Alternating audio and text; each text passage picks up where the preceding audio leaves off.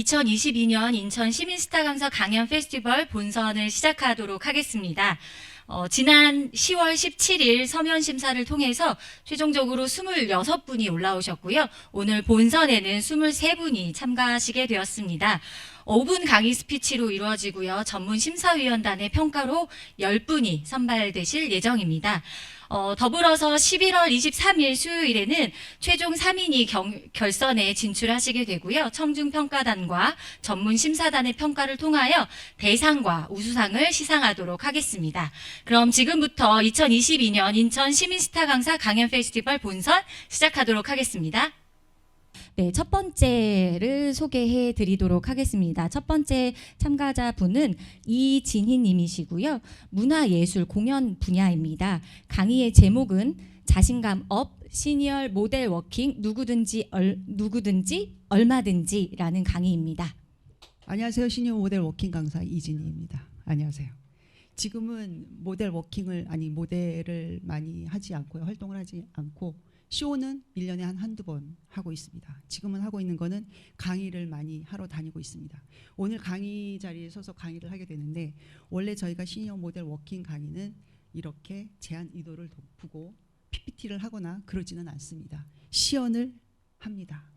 그런데 그거는 약간 시연을 하기는 좀 그러니까 오늘은 왜 필요한지, 모델 워킹이 왜 필요한지에 대해서 잠시 말씀을 드리고 가려고 합니다. 시니어 모델 워킹 강의를 하면서 다니면서 느끼는 것은 나이 드신 선생님들의 체형에 관한 모습, 그리고 변해가는 그런 체형에 관해서 어깨가 구부러지거나 바른 워킹을 하지 않을 경우에 생기는 약간 데미지가 많기 때문에 그런 워킹에 올바른 자세로 워킹을 하는 것을 강의를 하러 다닙니다. 지금은 100세 시대라는 말이 낯설지 않은 만큼 당연시 여겨지는 시대에 살고 있습니다. 저희들은 그 시간을 어떻게 잘 투자를 하며 삶의 질을 높이고 살아갈 수 있을까를 생각을 항상 한번 해봅니다.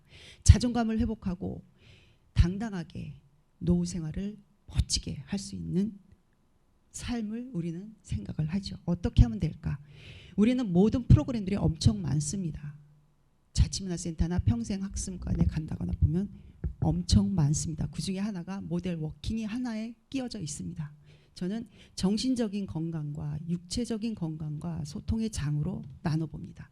정신적인 건강이라 하면 모델의 함에 있어서 패션을 빼놓을 수가 없습니다. 나이 들어가며 나이 들어감에 따라서 세월이 옷을 입는다는 말이 있습니다. 패션의 흥미를 떨어뜨리죠. 왜냐하면 내 몸이 바뀌어가기 때문입니다. 왜냐하면 허리도 구부러지고 배도 나오고 또 살도 찌고 그런 것 때문에 자신의 옷이 입으면 자신감이 없어짐이 옵니다. 이것은 시니어들의 정신적인 건강에 도움이 되지 않습니다. 왜냐하면 오늘은 무엇을 입고 나갈까? 옷장을 열어보면 이것을 입을까 저것을 입을까 뒤져보죠.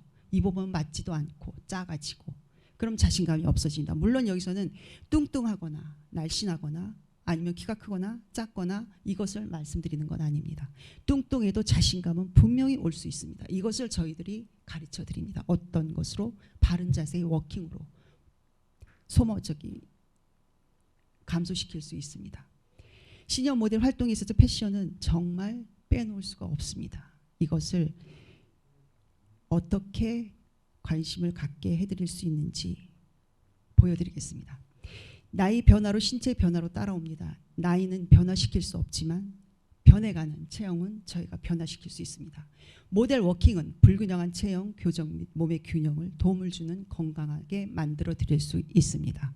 그것을 강의하면서 다니면서 모든 처음에 들어오셨던 선생님들과 나중에 한 15주 강의를 하고 16주 강의를 하면 처음에 들어오셨던 선생님들의 모습과 나가실 때 맨 마지막의 모습이 달라지십니다. 바뀜을 느끼고 가시는 거죠. 시니어 모델 워킹의 불균형한 체형과 교정과 몸의 균형에 몸에 도움을 드립니다. 당연히 도움을 드립니다. 소통의 장으로 본다고 하면 100세 시대의 시니어들은 아름다운 삶을 꿈꾸는 노년층에게 단연코 시니어 모델의 삶의 질을 향상시키는 기회가 될 것입니다. 품격이 있고 가치 있는 삶, 시니어들의 취미생활이 될 수 있습니다. 같은 꿈을 갖고 같은 곳을 바라보면서 모이는 이 소통의 장은 정말 크고 넓습니다. 행복을 느낄 수 있죠. 자아 실현 및 자존감 회복에 있어서 시니어 모델 활동은 그들에게 필요한 소통의 장이 분명히 될 수 있습니다.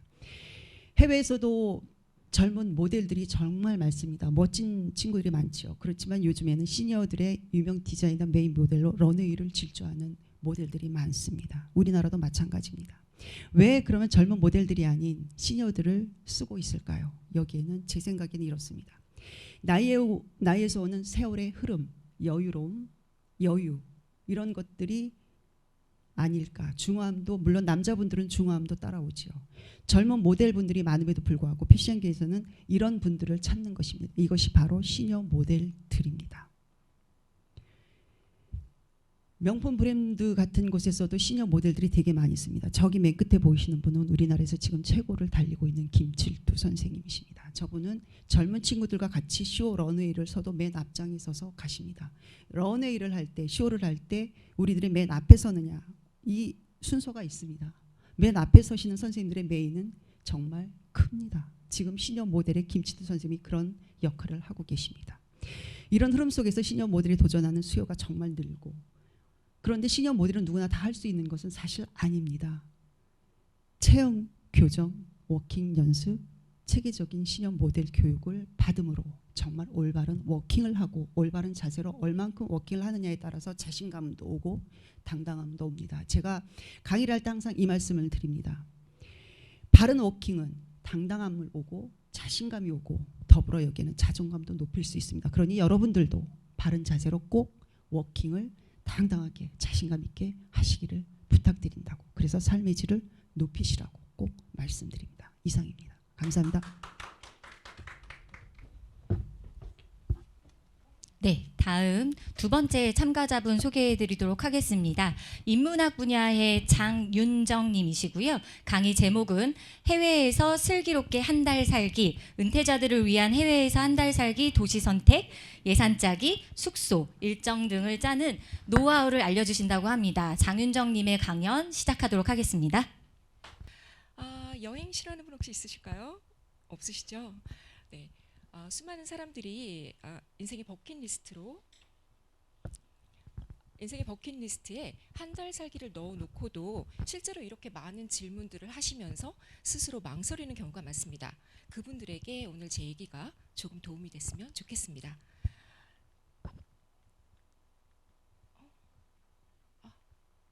저는 지금까지 55개의 도시에서 한 15년 정도 해외 체류를 했었고요. 그동안 좋은 일만 있었을 수는 없었겠죠. 제가 직접 겪었던 사건 사고고요. 지금까지 건강하게 살아있음을 가끔 감사드립니다. 요거는 제가 지금 열기구 안에서 찍었던 거예요.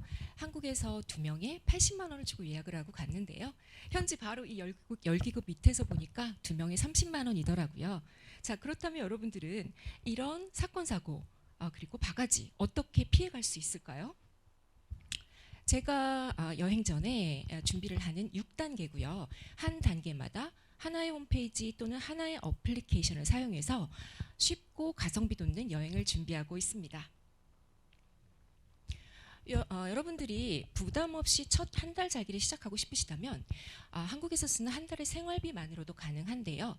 우리 가족이 쓰는 생활비, 예를 들면 우리 아이들의 학원비, 식비, 외식비, 교통비, 문화생활비, 품위유지비, 작게는 가스비, 전기세까지 꼼꼼하게 생활비를 계산하셔서 그 생활비만 도시를 옮겨 사용한다고 생각하시면 되는데요. 그렇다면 그렇게 해서 우리가 갈 수 있는 도시가 어디냐? 지금 제가 사용하는 하나의 홈페이지고요. 도표로 봐서는 굉장히 복잡해 보일지 몰라도 우리 초등학생 아이들도 단 3번의 클릭만으로 만들 수 있는 그런 작업입니다. 자, 이렇게 해서 보면 우리가 생활비만으로 갈 수 있는 도시가 많이 있다는 걸 알 수 있게 되고요. 비용을 만드는 것보다 더 중요한 게 아마 현지에서 비용을 아끼는 걸 텐데요. 오늘 가장 쉽고도 간단한 것 2가지만 말씀을 드려보자면, 첫 번째, 너무 자잘한 물건들이라 빼놓고 가기 쉬워요. 근데 없으면 현지에서 꼭 사야 되는 것들이거든요. 자, 이렇게 자잘한 물건들을 잘 챙겨가서 푼돈을 아껴서 목돈을 만든다입니다. 자, 요것들은 이제 제가 해외에서 데려온 아이들이에요. 지금 거의 사라지고 없거든요. 자, 예쁜 쓰레기를 하지 않는다도 중요하다고 생각합니다. 자, 그 다음은 간단하게 숙소를 한번 볼게요. 숙소는 이렇게 관광지도 그리고 교통지도를 비교해서 위치를 정하는 방법도 있지만 요게 복잡하다 하시는 분들 걱정 안 하셔도 됩니다. 자, 여러분들이 많이 쓰고 있는 그 숙소 예약 사이트에 들어가서 리뷰가 가장 많은 그 숙소를 일단 고르시고요. 거기에서 키워드를 보세요. 교통이 좋아요? 안전해요? 깨끗해요? 조용해요? 까지만 걸러서 선택을 하셔도 실패할 확률이 굉장히 적어지고요. 자, 그렇게 하지 않았을 때 제가 겪었던 굉장히 슬펐던 숙소예요. 여러분들은 피해 가실 수 있습니다. 자, 간단하게 여기까지 제가 비용 그리고 숙소에 대해서 어떻게 준비하느냐를 알아봤었는데요. 이것보다 더 중요한 건 도시를 정하는 거죠. 세상에는 아름다운 도시가 너무 많습니다. 그런데 저는 오늘 가고 싶은 도시가 아니라 조금 다른 관점에서 얘기를 해볼게요.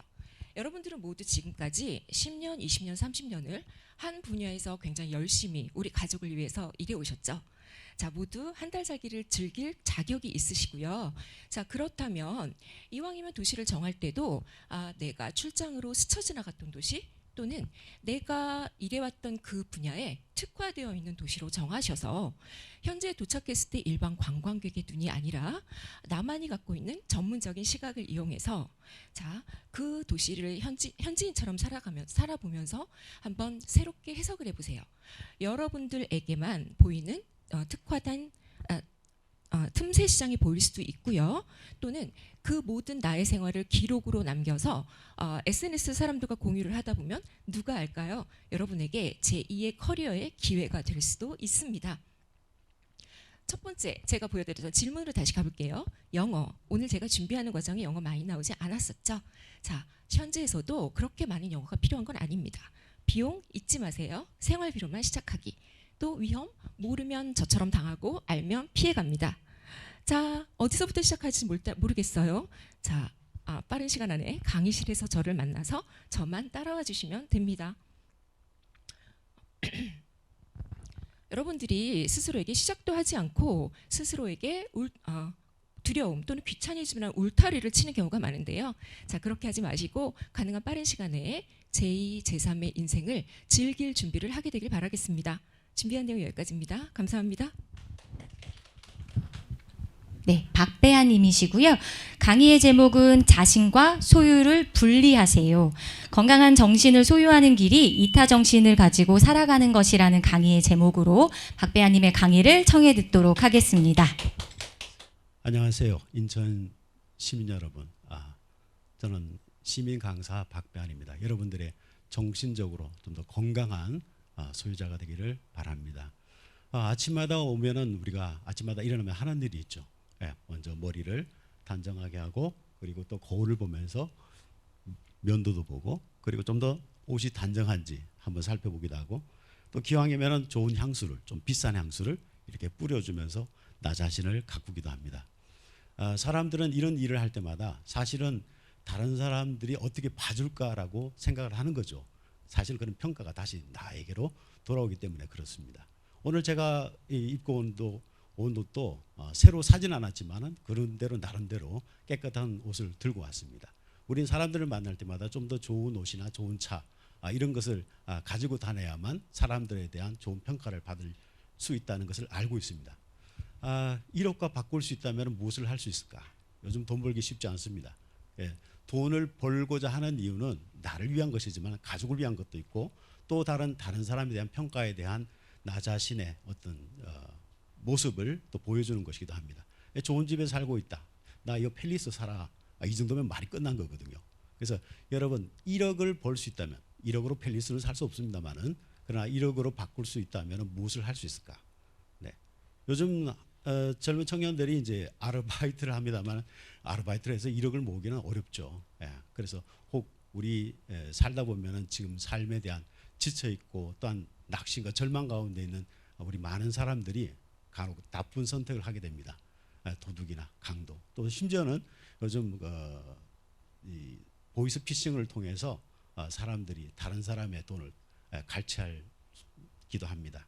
여러분 우리는 급해지면 내 자신을 위한 그런 어려움이 있으면은 1억을 벌기 위해서 무엇이든지 할 수 있는 그런 세상이 되어버렸다는 겁니다. 참으로 안타까운 일이 아닐 수 없습니다.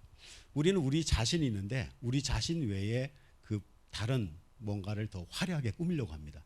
저 역시도 마찬가지로 향수를 뿌리고 좀 더 나비 넥타이로 여러분들에게 더 잘 보일까 하는 그런 것들로 포장하고자 합니다. 왜 그렇습니까?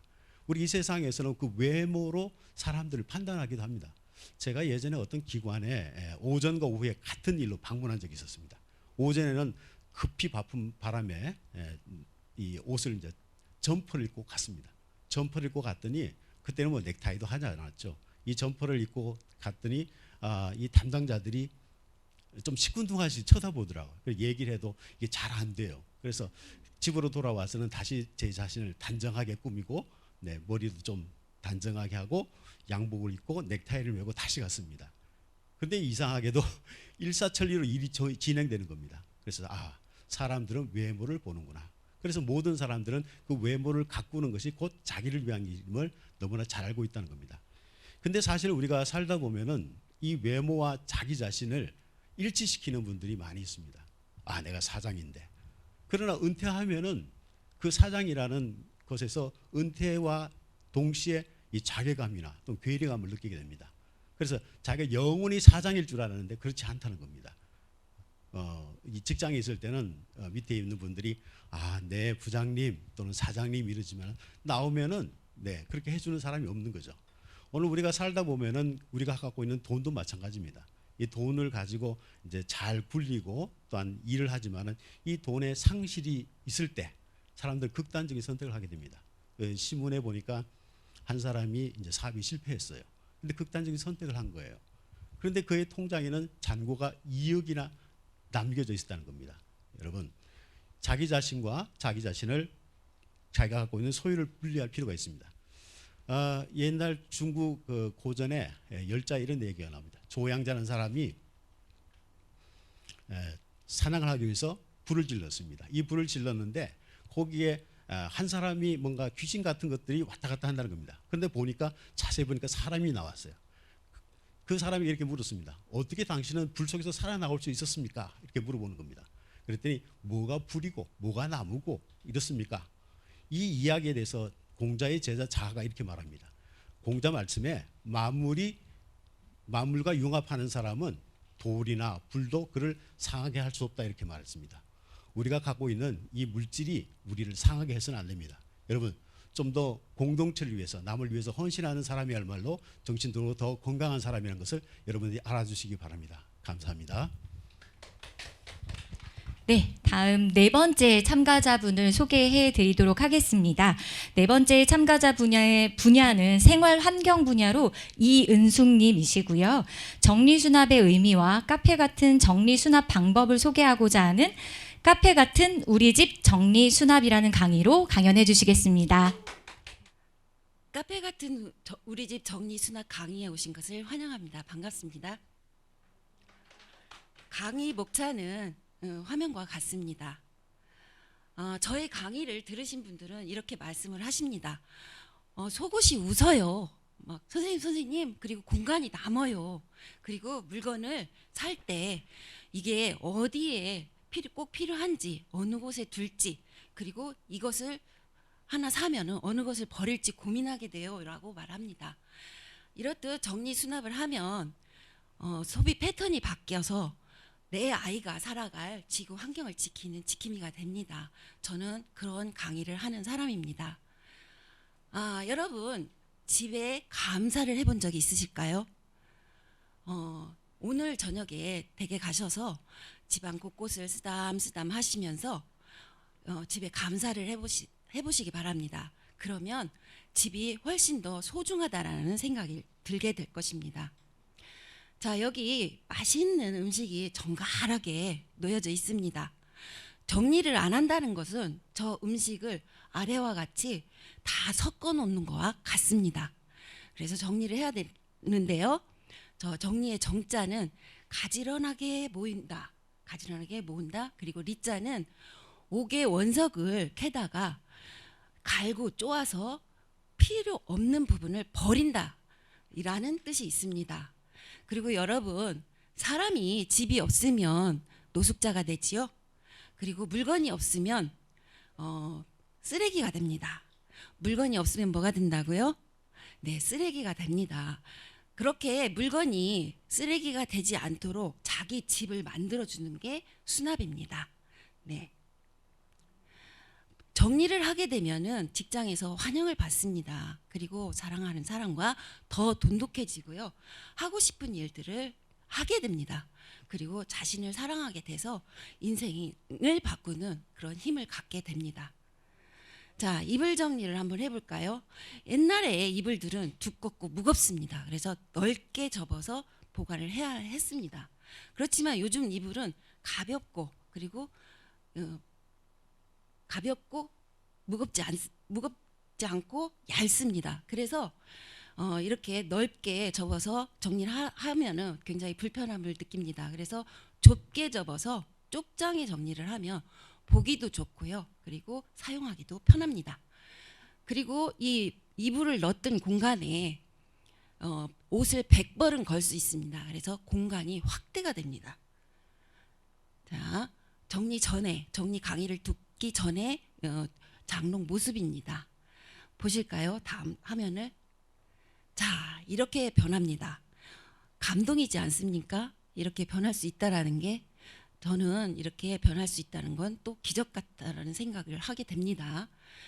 그런데요, 여러분들도 저의 강의를 들으면 이렇게 할 수 있습니다. 그리고요, 저의 강의는 이것으로 끝나는 게 아니고 사진을 보내달라고 합니다. 정리 후에. 그런 다음에 코칭을 합니다. 이 부분 보면은 봉이 있는 부분을 빼고 저 위에 이불을 아래로 내리고 그리고 위에 오른쪽에 있는 걸 바구니에 넣어서 아래로 공간을 확보를 하고 위에 옷을 걸게 합니다. 그러면 공간이 훨씬 더 넓어집니다. 자, 여러분, 제가 이제 강의를 했는데요. 마지막으로 정리 꿀팁을 하나 드릴게요. 저 반찬 뚜껑의 패킹 뺄 때 칼이나 송곳, 요지 이런 것들을 사용하시죠? 그러면 저게 다 상해서 얼마 못 씁니다. 그럴 때 무엇을 사용할까요? 자, 이게 뭘까요? 귀이개입니다. 귀이개를 패킹 사이에 끼우고 귓속을 파내듯이 싹 파내면 굉장히 상처도 없이 쉽게 빠집니다. 네, 여러분 좋은 꿀팁이죠? 네, 제 강의는 여기까지입니다. 경청해 주셔서 감사합니다. 네, 다음은 5번째 참가자입니다. 인문학, 과학, 철학 분야의 박재윤 선생님이시고요. 플라톤, 데카르트, 쿤 등으로 이어지는 철학과 과학의 연결을 소개하는 강의입니다. 뇌와 인공지능이 창의적일 수 있는 것을 과학적으로 설명해 주실 거고요. 강의의 제목은 철학하는 과학, 과학하는 철학입니다. 박재윤 선생님의 강의 청해 듣도록 하겠습니다. 네, 과학자가 철학할 필요가 있을까요? 그리고 철학자가 과학을 할 필요가 있을까요? 저는 공대를 공부하고 과학 철학을 공부했으며 그리고 철학의 문제를 뇌과학으로 푸는 신경 철학을 공부하는 박재윤입니다. 공부를 어떻게 해야 될까요? 4차 산업혁명 시대에 우리는 어떤 공부를 어떻게 해야 되는지 그런 해답을 상당히 좋은 해답을 EBS 강의에서 있었는데 이런 강의는 여러분들이 동영상으로 유튜브에서 찾아볼 수 있습니다. 유태인 교육을 받은 한국의 릴리는 말이죠. 유태인식의 질문을 많이 하는 교육 이런 것을 받았습니다. 그래서 모든 문제에 대해서 과연 질문을 하느냐? 네, 그렇습니다. 질문을 언제나 한다고 그래요. 그런데 아버지 마골리는 말이죠. 이렇게 말해요. 유태인 부모는 학교에서 돌아온 아이들에게 자네에게 넌 오늘 무엇을 배웠니? 라고 묻지 않는답니다. 그 대신에 넌 학교에서 무엇을 질문했는지? 라고 묻는답니다. 바로 이렇게 이 사람들은 질문이 중요하다는 걸 알았죠. 그래서 이 사람은 질문이 바로 발견을 이끌기 때문이다. 라고 말을 합니다. 실제로 이제 유태인 대학의 도서관에서는 난상 토론이 벌어지는 도서관이 있죠. 이런 것들을 여러분들은 동영상에서 따로 보실 수 있고요. 4차 산업혁명 시대에 우리는 창의적 사고가 중요하다고 말을 많이 합니다. 그래서 비판적 질문이 중요하다고 이야기를 합니다. 그런데 비판적 사고가 뭘까요? 그리고 질문을 잘 하려면 우리는 어떤 준비가 필요할까요? 철학자들은 원래 비판적 질문을 해온 사람들입니다. 그래서 철학이라는 그 용어가 필로소피가 필로, 러브라는 말이고 소피아가 wisdom, 지혜로움이에요. 그러니까 필로소피는 원래 지혜로움을 사랑한다는 뜻입니다. 이런 말을 만든 사람은 피타고라스입니다. 피타고라스가 스스로를 최초로 필라소퍼, 나는 지혜로움을 사랑하는 자야 라고 자칭했다고 그래요. 이 사람이 말하는 그 위스덤이란, 지혜로움이란 뭐냐면 이 세계의 원리, 이유를 말하는 겁니다. 이 세계의 이유를 아는 것이 왜 중요하느냐. 자, 우리 이 사람은, 피타고라스는 사람을 세 부류로 나눴습니다. 무엇이 왜 그런지 모르는데 잘 만드는 사람, 이 사람이 기술자고요. 잘 못 만들어요. 그런데 원리적으로 잘 이해해요. 이런 사람이 사이언티스트, 과학자예요. 그런데 그 과학도 왜 그런지를 질문하고 아는 사람, 그런 사람이 바로 필라소퍼라는 거죠. 이런 이야기를 피타고라스 책에는 없고요. 아리스토텔레스가 책에서 밝힙니다. 그런데 말이죠, 이 비판적 질문, 이런 질문에서 어떻게 우리가 창의적 사고를 하고 어떻게 우리가 창의적일 수 있는지 과거의 철학자들의 예를 살짝만 볼 건데요. 그 앞서서 비판적 질문이라는 것을 저는 두 가지로 나눕니다. 첫 번째 것은 자기의 생각을 또는 남의 논리를 논리적으로 일관성이 있는지 검토하는 것이고요. 두 번째, 이런 것을 잘 하려면 우리가 논리학 공부를 좀 해야 됩니다. 두 번째는 궁극적 질문하는 거예요. 이것이 굉장히 중요해요. 왜냐하면 궁극적 질문은 기초 가정을 흔들어서 새로운 개념을 가지게 해서 우리가 여러분들이 새로운 개념을 가지게 되면 여러분들의 생각이 다 바뀔 수 있습니다. 그래서 아주 비범한 창의성을 유도하는 것이 바로 궁극적 질문하기예요. 옛날에 이 철학을 처음 연 사람을 우리는 탈레스라는 사람을 기억하죠. 탈레스는 이 세계의 궁극적 물질이 물이라고 생각했어요. 그 후대 제자들은 말이죠, 이렇게 생각하는 거예요. 그 물은 물이지 세상에 다양한 것들이 어떻게 물로부터 나오느냐. 이래서 그건 아니야. 규정되지 않은 물질 아페이론이라 그랬어요. 그런데 말이죠, 다음 사람은 그것도 조차도 그렇지 못하다 하고 생각하면서 다양한 물질이 나오려면 규정되지 않은 물질이면서 느낄 수 있는 것으로 공기다. 뭐 이런 등등의 이야기가 나왔죠. 이런 질문을 혁신적으로 뒤바꾼 사람, 이런 사람이 역시 피타고라스인데, 바로 피타고라스가 이 세계에 이 세계가 만물이 그러그러하게 생성된 이유, 그것을 연구해야 된다는 거죠. 그래서 이 사람은 이 세계의 수학적 꼴을 연구해야 된다, 이런 생각을 연구했습니다. 자, 이런 생각들을 우리가 공부하면서 앞으로 여러분들이 이런 공부를 하려면 이런 책이, 쉽게 철학을 공부할 수 있는 책이 준비되어 있습니다. 예, 제 얘기는 여기서 마치도록 하겠습니다. 네, 다음 6번째 참가자분 소개해드리도록 하겠습니다. 6번째 참가자분은 행복한 인생이라는 분야로 김일성님이시고요.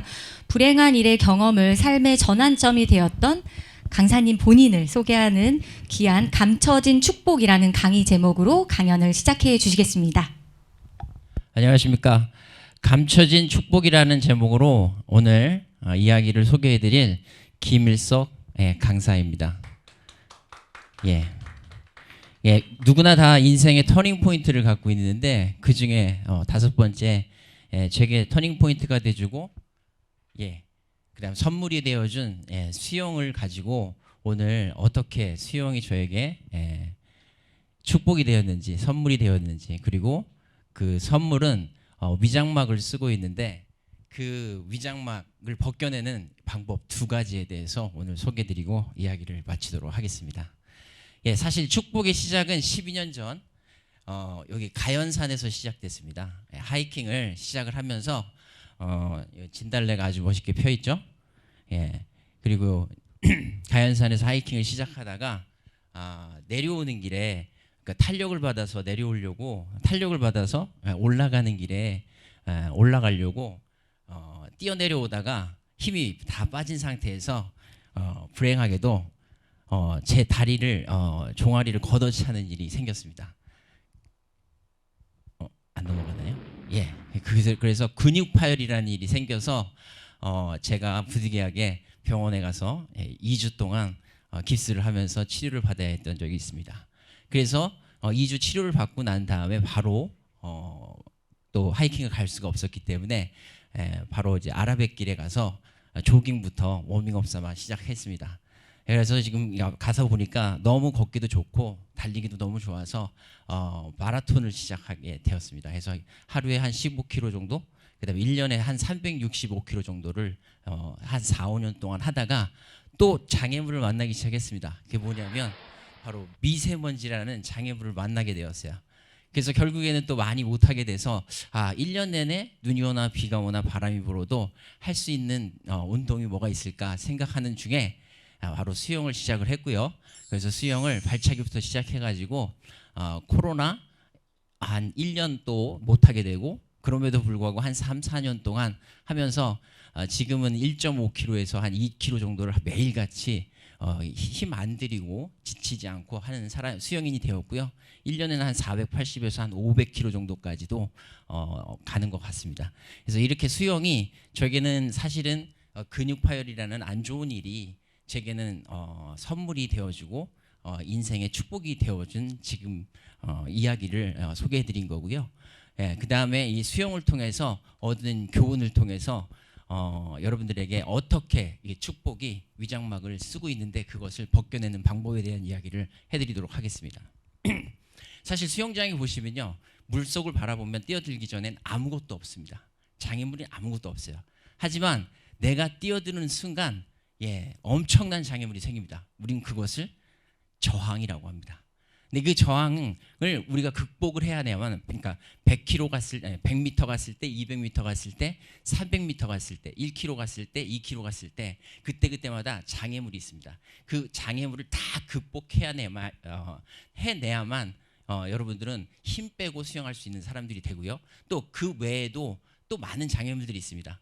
아침에 들어가자마자 물속에 들어가면 제일 먼저 오는 게 장애물이 뭐냐면 배고픔. 그 다음에 조금만 지나면요, 안경에 습기가 차요. 거글에 습기가 차서 또 못 가게 하고요. 조금 지나니까 잘하는 사람이 뒤에서 쳐요. 그리고 내가 잘하게 되니까 또 앞에 사람이 장애물이 됩니다. 그래서 그러한 장애물들을 다 극복했을 때 힘 빼고 수영할 수 있는 사람이 되는 것처럼 우리 인생도 역시 길을 봤을 때 사실은 아무것도 없습니다. 나를 가로막는 것은 아무것도 없지만 내가 뭔가를 시작하려고, 공부를 잘하려고 했을 때 아주 힘들어집니다. 그리고 내가 돈을 벌려고 하면요, 돈이 안 벌립니다. 그리고 내가 사업을 하려고 잘하려고 하는데 힘듭니다. 내가 시작하고 도전을 했을 땐 항상 장애물들이 생기게 돼 있습니다. 근데 그 장애물들을 다 만나고 내가 그것에 대한 문제, 해결책을 다 찾아놨을 때, 극복했을 때 또 힘 빼고 살 수 있는 우리가 삶을 살 수 있다라는 것을 수영을 통해서 알게 되었습니다.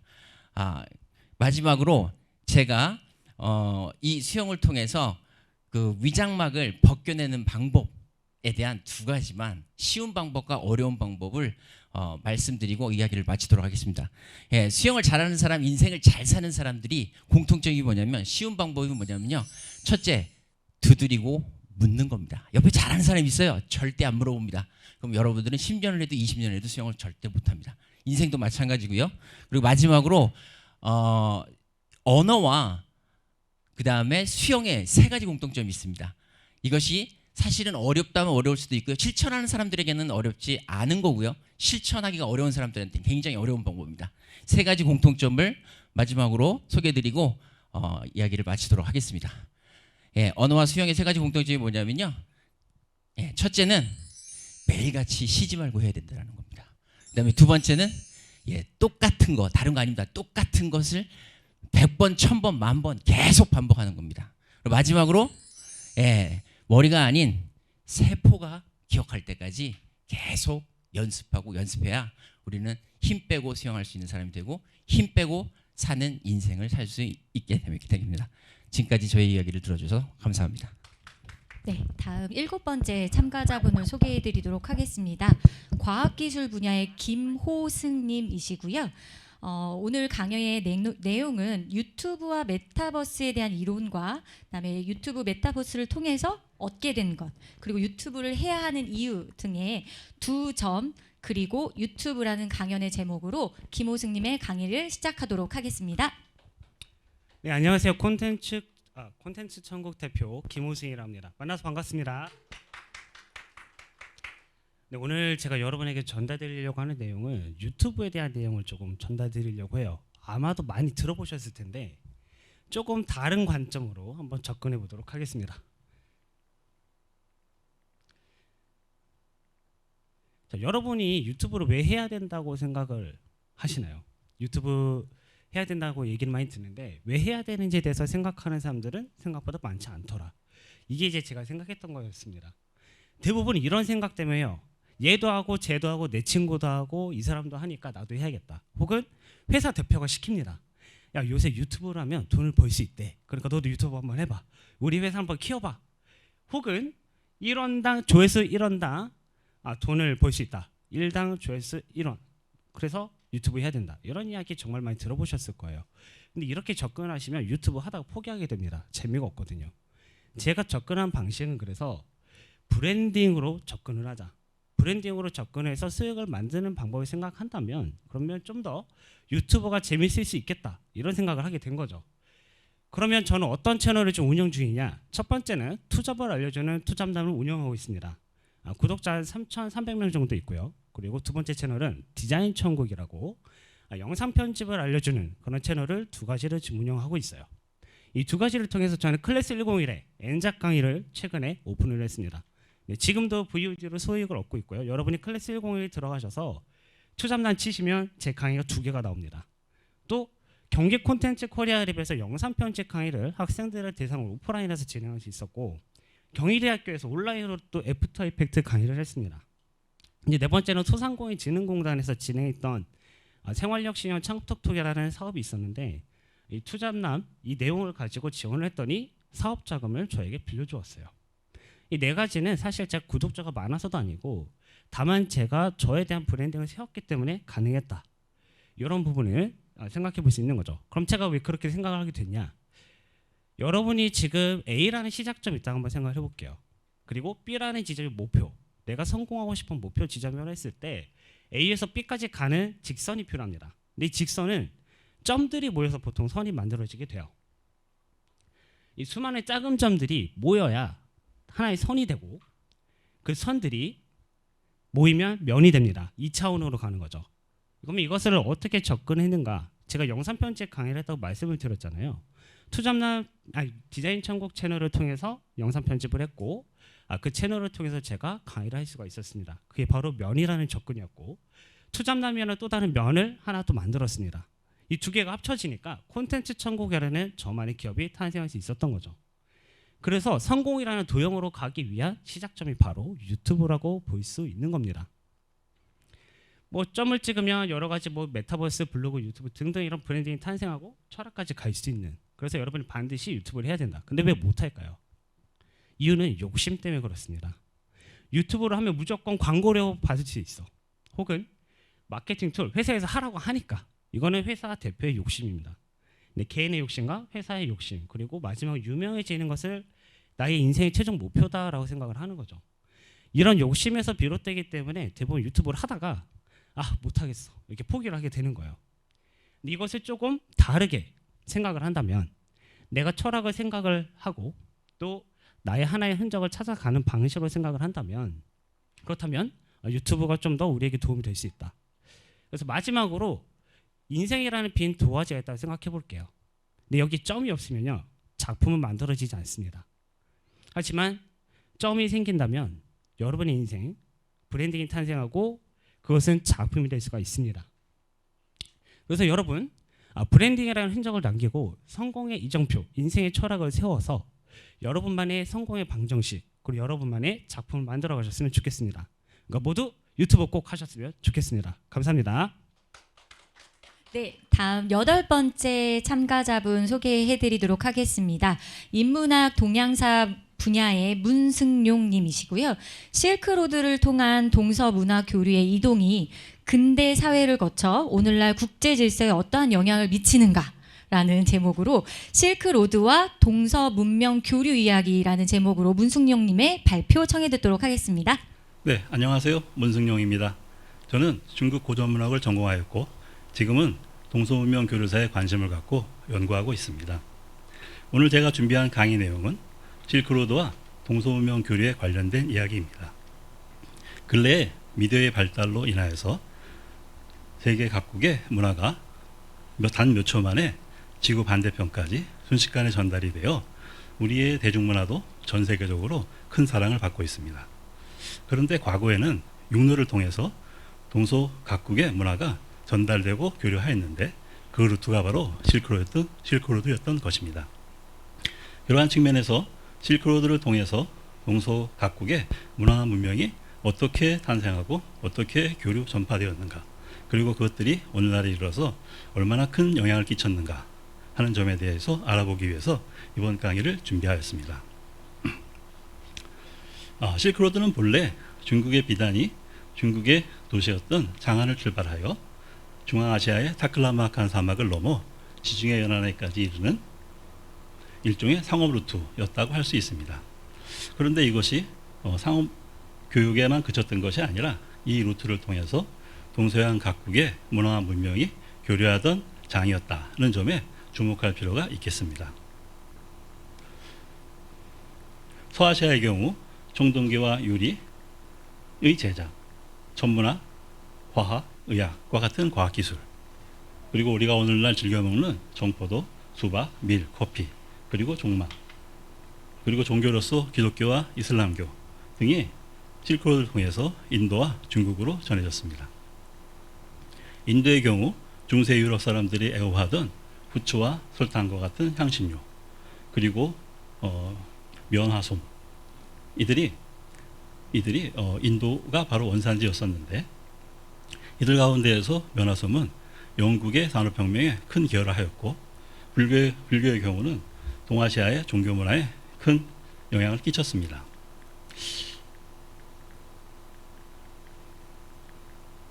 우리가 일반적으로 아랍 사람들이 개발했을 것이라고 알려져 있는 아라비아 숫자 역시 고대 인도인들이 고안하였던 것인데, 오늘날 세계 누구나 사용하고 있는 문자가 되었습니다.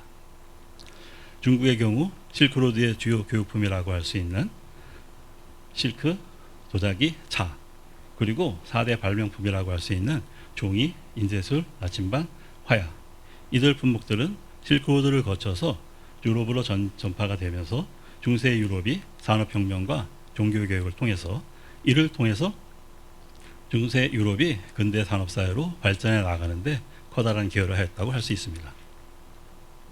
비단의 경우 기원 전후 로마의 권력자였던 카이사르나 고대 로마 귀족 부인들이 즐겨 입었던 것이 비단옷이라는 점에서 일찍부터 중국과 유럽이 상품 교육을 하였다라고 하는 걸 알 수 있습니다. 도자기의 경우 우리가 도자기를 영어로 차이나라고 하는 것처럼 도자기는 중국의 주요 상품 가운데 역시 하나였다는 점입니다. 중세 유럽에서는 주석을 이용한 쇠그릇, 그리고 유리 그릇만을 사용하였었고, 서아시아에서는 뗄나무가 없었고 고룡토가 없었기 때문에 고룡토를 빚어서 만들 수가 없었습니다. 그런 이유 때문에 유럽과 서아시아 사람들은 사용하기 편리하고 아름다웠던 중국의 도자기에 크게 열광하였던 것입니다. 근대에 이르러서야 영국에서 중국의 도자기 제조 기술을 이용하여서 본 차이나와 같은 명품 도자기를 만들 수 있었습니다. 차의 경우 산업혁명에 성공한 영국 사회에서 일반 시민들이 차 마시는 것이 대중음료가 되었고, 영국에서는 중국으로부터 많은 차를 비싼 가격에 수입해왔고, 이것을 통해서 무역 격조 현상이 일어났고, 이 때문에 중국과 영국이 아편 전쟁을 일으키면서 아편 전쟁에서 패배한 중국은 준비되지 않았던 근대화에 내몰리게 되었던 것입니다. 특히 중국의 4대 발명품은 유럽과 아시아의 문명에 역전시키는 중요한 계기가 되었던 물품입니다. 종이가 없었던 유럽에서는 양 가죽을 가공한 양피지를 사용하여 글씨를 써야만 했고, 중국의 종이가 전파되고 구텐베르그가 인쇄술을 개발하면서부터 학문과 지식이 촉진되어 유럽의 과학기술이 발전하게 되었습니다. 나침반의 경우 서구 유럽에서는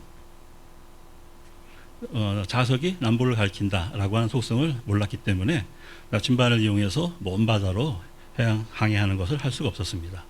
그런데 콜럼버스에 이르러서 나침반을 활용하여 대서양을 건너 아메리카로 간 것이 계기가 되어 유럽이 드디어 대항해 시대를 열 수 있게 되었고, 중국의 화약 기술을 이용한 총포 기술의 발전을 통해서 유럽이 아시아, 아프리카, 아메리카에 많은 식민지를 건설하고 자본 시장을 개척할 수 있게 되었습니다.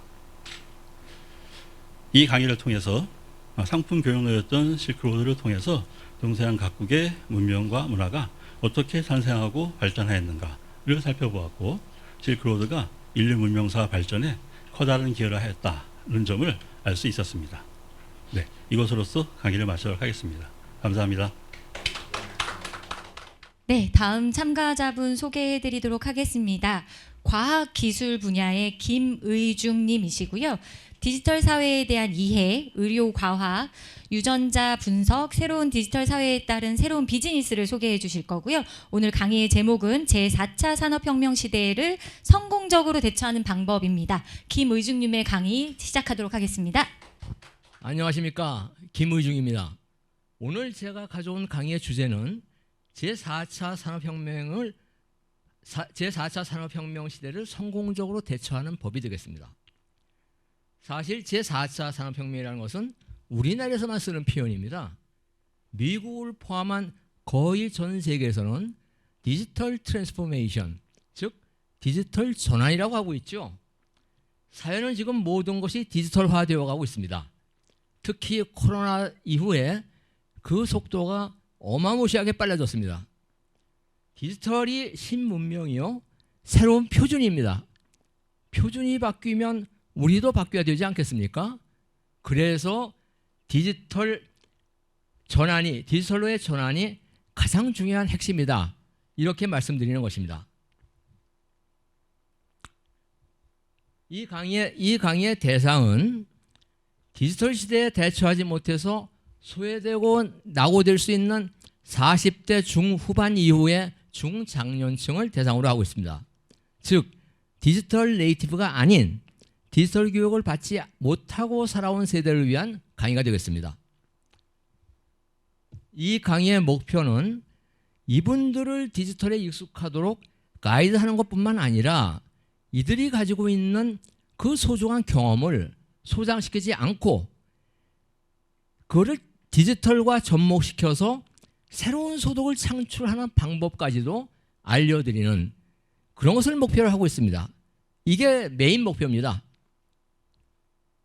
왜 디지털을 배워야 하나? 디지털의 격차는 부의 격차요, 즉 삶의 격차이기 때문입니다. 난세는 빨리 움직여서 흐름을 먼저 타는 자가 성공한다고 그러죠. 이제 디지털이 세상의 모든 것을 바꾸고 있습니다. 이렇게 세상이 뒤집혀질 때, 즉 판이 바뀔 때 기회와 위기가 온다고 그렇습니다. 기회를 잡을 것인가, 위기에 빠질 것인가, 선택은 여러분들의 몫입니다. 디지털의 특징 여러 가지가 있습니다만 간략히 넘어가겠습니다. 디지털 사회에서는 학연, 혈연, 지연, 권력, 금력 다 필요 없다. 오직 실력과 아이디어만 있으면 충분하다. 내가 권력이다. 좋아요와 구독을 누르는 여러분의 손가락이 권력인 것입니다. 다음, 디지털의 장점에 대해서는 몇 가지 사례만 말씀드리겠습니다. BTS, 돈도 백도 아무것도 없는 젊은 청년들이 오직 실력만 가지고 유튜브를 통해서 데뷔해가지고 전 세계를 휩쓸었습니다. 배달의 민족은 전문대학 출신의 김봉진 대표가 음식물 찌라시 디자인하다가 디지털에 눈을 떠서 배달의 민족을 만들었죠. 지금 15조 기업이 됐습니다. 스타일한다도 동대문에서 손바닥만한 매장 가지고 옷 장사하던 전문대 출신의 김소희 양이 디지털을 배우고 익히고 활용해서 만든 것이 회사가 커진 것입니다. 이걸 크게 키워서 2018년이죠. 로레알의 회사를 6천억에 팔았습니다. 그러고 시집갔습니다. 그래서 그런 얘기가 있죠. 6천억짜리 지참금을 가지고 왔다. 자, 그러면은 다음 해주세요. 다 좋다는 건 다 잘 알겠는데 내가 이 나이에 하기엔 너무 늦은 거 아닌가? 이렇게 걱정하시는 분이 계실 것입니다. 절대 그렇지 않습니다. 디지털은 젊다고 잘하는 것이 절대 아닙니다. 20대도 관심 두지 않고 공부하지 않으면 모릅니다. 그래서 디지털에 관한 한 전 국민이 똑같이 1학년이라는 말이 있습니다. 실제로 전 국민의 95%가 디지털을 두렵게 생각하고 있다는 통계도 있습니다. 그래서 지금이 아주 빠른 시점이다. 이렇게 말씀드릴 수 있겠습니다. 어떻게 배워야 하나? 저를 보십시오. 저는 디지털 전공자도 아니고 현업에서 업무를 통해서 디지털을 익힌 사람도 아닙니다. 평생을 디지털과 담을 쌓은 순수한 문과 출신입니다. 이런 머리가 허연 할아버지도 하는데 여러분 못할 일 없습니다. 60대 중반에서 시작한 디지털 공부, 제가 겪었던 수많은 시행착오 다 배제하고 가장 효율적인 방법만 여러분들께 제시하고자 합니다. 안 한다면 역사의 흐름에 앞서가면 혁신가요? 그저 따라가면 추종자일 뿐이고 역행하면 나오자요 역사의 주인이 된다고 합니다. 다음. 디지털을 모르면 굶어 죽는 세상이죠. 이게 2017년 중국입니다. 5년 전입니다. 거리인이 깡통에 QR코드 달아가지고 구걸하고 있습니다. 세상이 이렇게 바뀌고 있습니다. 다음. 80세 전성시대. 오늘의 하이라이트입니다. 얼리 블루머의 시대, 즉 마크 저커버거. 이게 페이스북 창업자죠. 비탈릭 부테린. 이 비탈릭 부테린은 19살 때 11조를 벌었습니다. 이더리움을 창시해가지고 19세 11조를 벌었는데 7년 만에 지금 400조 기업이 됐습니다. 삼성전자급입니다. 이게 디지털의 힘입니다. 이러한 얼리 블루머 시대, 즉 젊은 사람들이 대박치는 시대는 이제 지나갔고 여러분들처럼 풍부한 경험을 가지신 분들이 디지털을 익혀서 그것을 접목시켜서 크게 성공하는 레이트 블루머 시대가 왔다고 합니다. 실제로 지금 실리콘밸리에서는 이들 65세 이상의 성공하는 창업자들이 대세를 이루고 있다고 합니다. 앞으로 65세에서 85세 사이의 사람들이 정치, 경제, 사회 모든 분야의 중심이 된다고 합니다. 제가 그냥 하는 얘기가 아니고 가장 권위 있는 매체인 MIT 테크놀로지 리뷰에서 발표한 내용입니다. 여러분, 80세 전성시대입니다. 아직 늦지 않았습니다. 여러분들도 하실 수 있습니다. 용기를 내셔서 디지털 세상에 저와 함께 뛰어드시기 바랍니다. 자, 이제 오늘 결론 말씀드리겠습니다. 제4차 산업시대, 혁명시대를 성공적으로 대처하는 법은 각자가 자기 자신의 디지털로의 전환입니다. 그 상세한 방법에 대해서는 나중에 본 강의에서 자세히 말씀드리겠습니다. 이것으로 마치겠습니다. 감사합니다. 네, 다음은 10번째 강연자이십니다. 행복한 인생 분야의 유연숙님이시고요. 강의의 내용은 아픔의 역경을 딛고 열심히 살아가는 인생담을 소개해 주실 거고요. 강의의 제목은 나는 내가 고맙다입니다. 유연숙님의 강연 시작하도록 하겠습니다. 네, 안녕하세요. 반갑습니다. 유연숙입니다. 네, 여러분은 사람이 변할 수 있다는 것에 몇 프로 동의하실 수 있습니까? 0%에서 100%요? 100%에서 1000%요? 1000%에서 10,000%요? 저는 감히 10,000%에 동의할 수 있습니다. 분명히 여기 계신 분들도 그런 분이 계실 거라고 믿습니다. 저는 어느 날 제가 정신이 번쩍 든 날이 있었습니다. 네, 저는 9형제의 7째로 태어났습니다. 시골에서 9형제의 7째, 누구도 돌보지 않는 그런 시대였습니다. 네, 저는 정말 좀 누구도 거들떠보지 않는, 아무 말도 하지 않는 그런 아이였습니다. IQ 89, 성적 바닥, 고졸, 아줌마, 난독증. 예, 제가 이렇게 정신이 번쩍 든 날에 이런 일들이 일어났던 것입니다. 그래서 공순이가 되었고 아줌마가 되었는데 결혼해서 사업 실패를 했습니다. 그리고 연대보증, 부동산, 동산 압류가 되어 있었습니다. 그리고 분유값도 없는 아기 엄마였습니다. 그러니까 영업 인생을 살 수밖에 없었고요. 그런데 또 사기를 당했습니다. 그것도 아주 크게 한 10억 정도를 그건 제 돈이 아니었겠죠. 이런 슬픔 속에 있는 아줌마였습니다. 그런데 제가 누워서 눈 떠보니까 병원에 있었습니다. 그래서 저는 정말 쓰리무가 스펙이라고 얘기를 합니다. 그래서 무지했고 무능했고 무능력했던 아줌마였습니다. 그런데 제 속에는 저는 눈물을 흘렸고 땀을 흘렸고 피가 끓는다는 걸 알았습니다. 기도로 눈물을 흘렸고 발품을 팔며 다녔고 피가 끓는 심지가 있다는 것을 알았습니다. 그것은 꿈이었습니다. 제가 선택의 힘을 가진 존재라는 것을 알고는 있었습니다.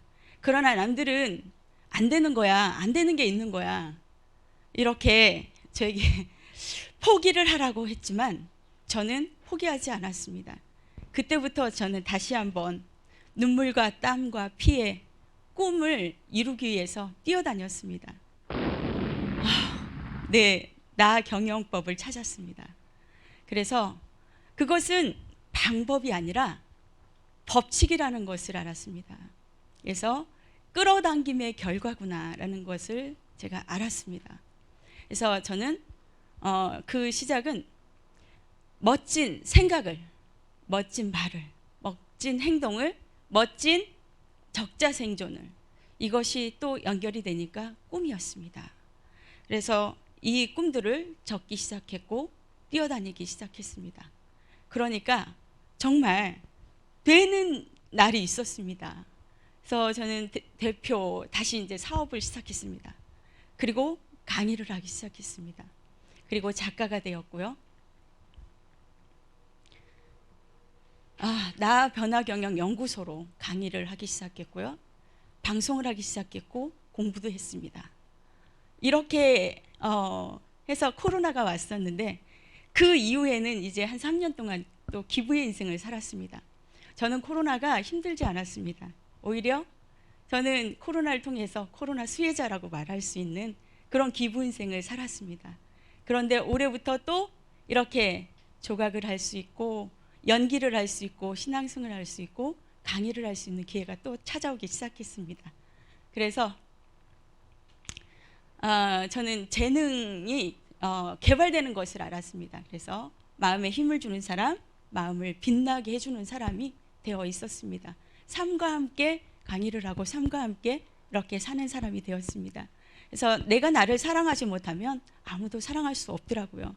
그래서 저는 꿈이 있다면 불가능이 없다는 것을 알았습니다. 그래서 많은 사람이 말을 해요. 어떻게 불가능한 일이 없냐? 꿈이 있다면. 팔이 없어도 수영을 할 수 있고 피아노를 칠 수 있고 사지가 없어도 골프를 치는 사람들을 보았습니다.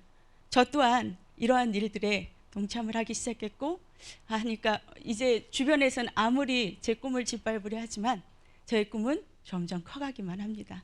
여러분 또 많은 사람들과 함께 할 수 있다면 이 꿈은 훨씬 더 많이 성장할 수 있다고 생각을 합니다. 감사합니다. 네, 다음 11번째 참가자 소개해드리도록 하겠습니다.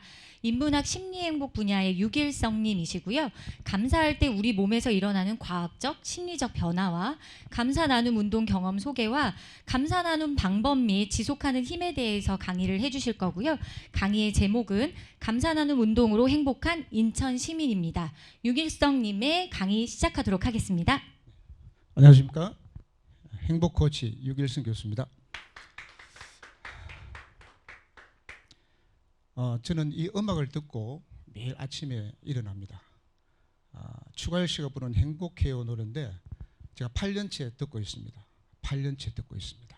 여러분은 아침에 어떻게 하루를 출발하십니까? 인천시 홈페이지입니다. 시장님께서 인천 시민의 행복을 위해서 시정을 펼치시겠다고 합니다. 인평은 시민 라이프 칼리지, 결국은 모든 평생 학습을 통해서 인천 시민들이 행복하게 해드리겠답니다. 원래 우리 인간은 행복하도록 창조된 것 같아요. 그런데 다 가지고 있는데 이 행복을 우리가 잃어버리고 살아가는 것 같습니다. 이 행복을 누리지 못하고 있습니다. 이걸 누릴 수 있는 가장 좋은 방법을 제가 소개하겠습니다. 2023년도에도 거센 풍랑이 예고되고 있습니다. 어떻게 막으시겠습니까?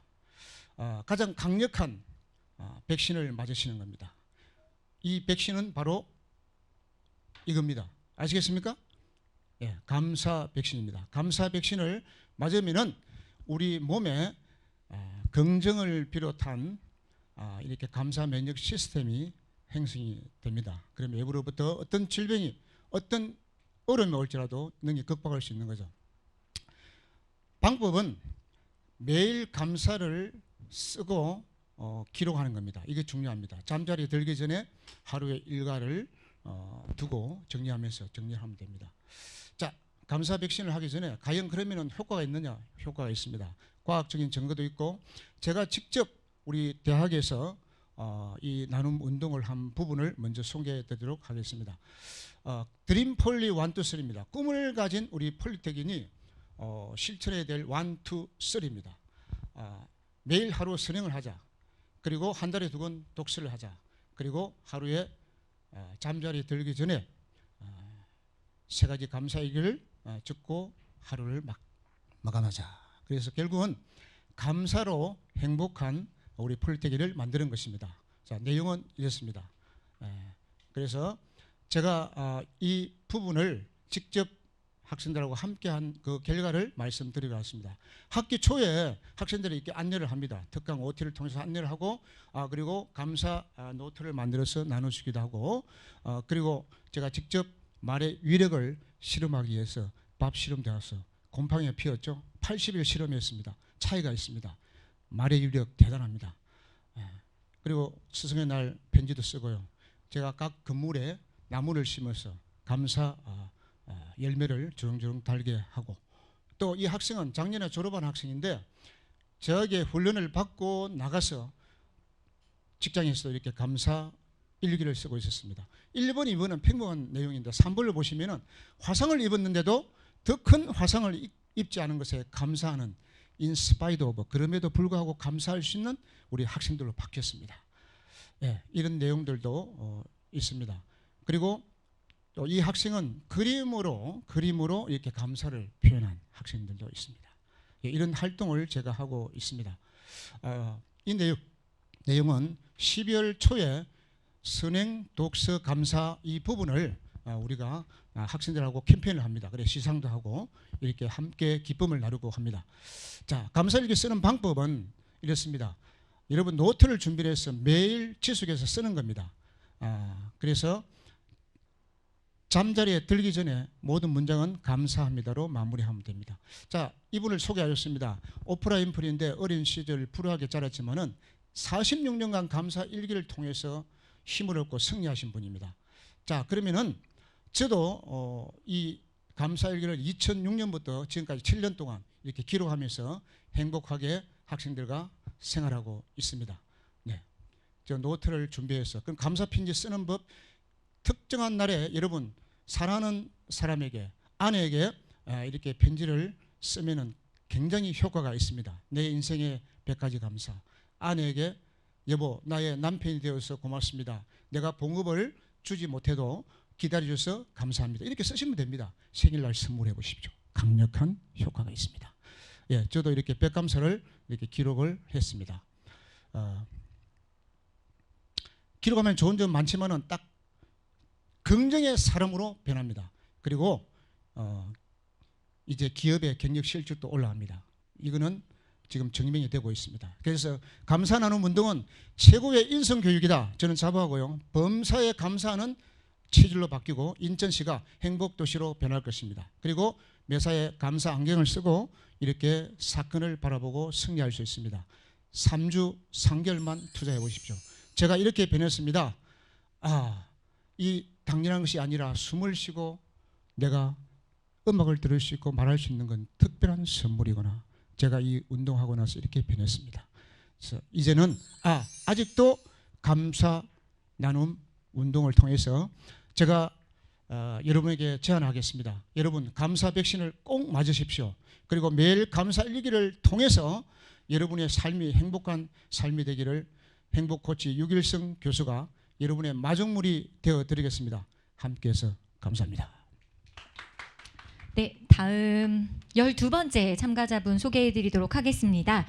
문화예술 분야의 임종기 님이시고요. 일상생활에서 쉽게 구할 수 있는 도구를 활용해서 마술을 배우고 마술 속 숨은 과학 원리를 찾아내는 생각하는 마술 띵킹 매직입니다. 임종기 선생님의 강연 시작하도록 하겠습니다. 네, 여러분들은 이제 마술이 뭐라고 생각을 하십니까? 대부분 사람들은 마술 그러면은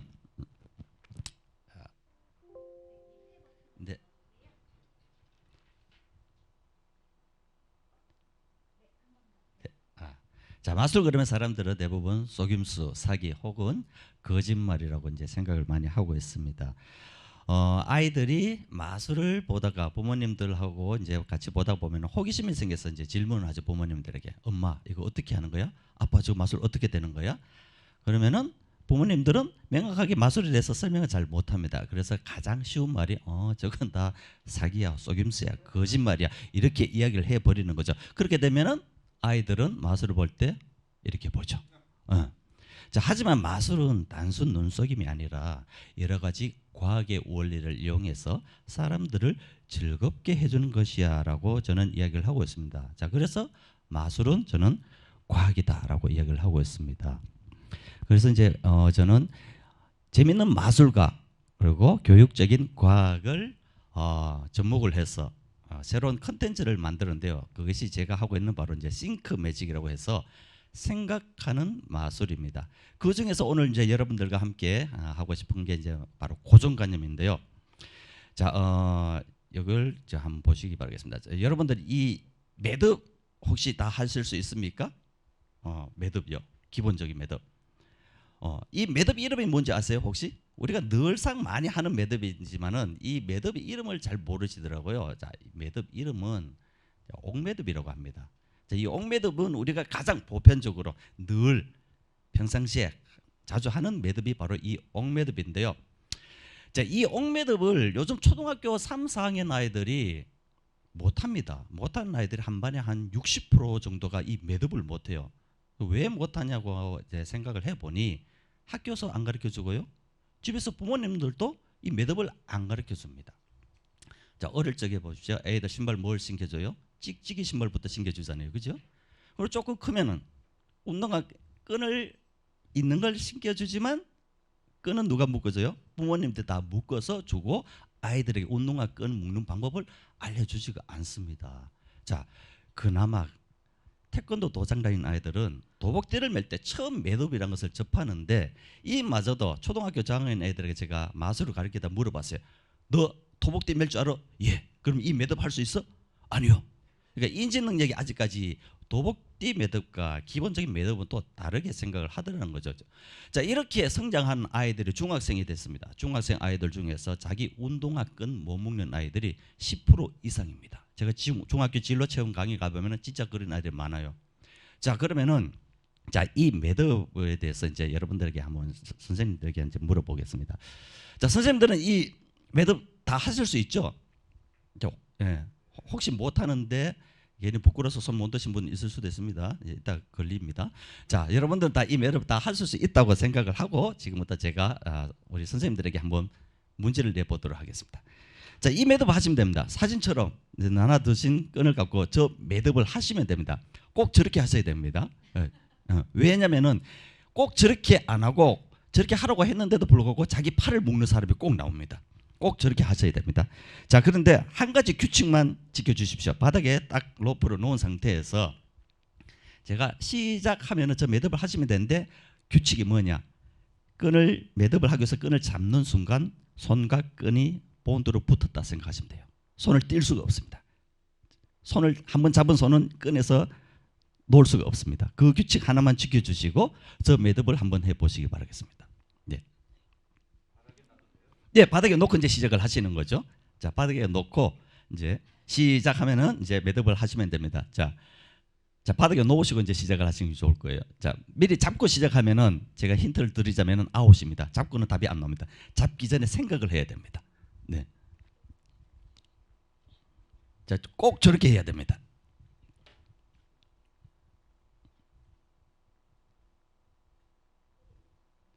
네. 네, 한번 잡은 손은 보통 이렇게 많이 하죠. 네. 미리 말씀드리지만은 이거 안 되면 이래놓고 안 뛰었다고 오시는 분인데 잡으면 이게 딱 붙었다고 생각하시면 됩니다. 예. 예, 양쪽 다 이제 뭐 사용하셔도 돼요. 저렇게 하려면 양쪽 다 잡아야 되겠죠? 그렇죠. 양쪽 다 한번 잡으면 절대로 놓을 수가 없습니다. 그렇죠. 궁금하시죠? 그럼 제가 시간 관계상 제가 정답을 알려드리도록 하겠습니다. 자, 바닥에 놓고 제가 정답을 보여드리도록 하겠습니다. 자, 근데 정답을 알려드리기 전에 제가 예언 한 가지를 하도록 하겠습니다. 제가 마술사니까요. 제가 정답을 보여드리는 순간 여기 계신 모든 분들이 딱 한마디를 하게 될 겁니다. 뭐라고 할 것 같아요? 정답. 그렇죠. 네. 지금은 제가 정답을 보여드리도록 하겠습니다. 한 가지 예언을 더 하도록 하겠습니다. 제가 정답을 보여주면은 보고도 못 하시는 분이 여기서 한 30% 정도는 나오게 됩니다. 네. 자, 그러면은 딱 한 번만 보여드릴 테니까 한번 잘 보시고 따라해 보시기 바라겠습니다.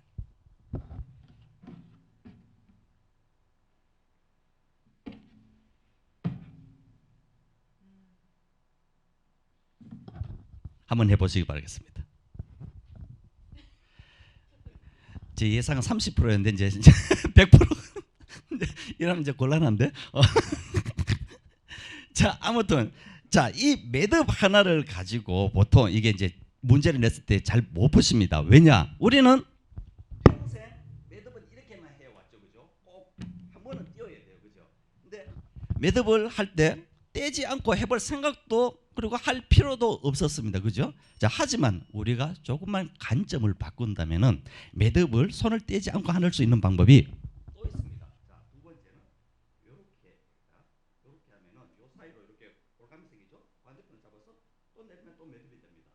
또 마지막으로 또 있습니다. 이렇게 해서 이렇게 하면은 또 이렇게 또 매듭이 됩니다. 자, 하기 전에 이게 가능해 불가능해 이렇게 이제 생각하시는 것도 조금만 관점을 바꾸면은 이렇게 이제 되는 거죠. 그래서 제가 오늘 여러분들에게 하고 싶은 말은 이 매듭 하나를 이용을 해서 고정관념을 깨고 고정관념을 깨라 소리를 많이 듣지만 우리가 내가 가지고 있는 고정관념이 무엇인지 잘 모르고 있죠. 그래서 오늘 이 시간에 이 매듭 한번 해보시면서 내가 가진 고정관념에 대해서 한번 생각을 해보시고 고정관념을 깨어야 창의적인 생각과 혁신적인 생각을 할 수가 있다는 것을 알려드리고요. 저는 스스로 생각하는 힘을 기르자 생각하는 마술 싱크매직의 임종기였습니다. 감사합니다. 2022년 인천 시민스타 강사 강연 페스티벌 본선의 1부를 마치도록 하겠습니다.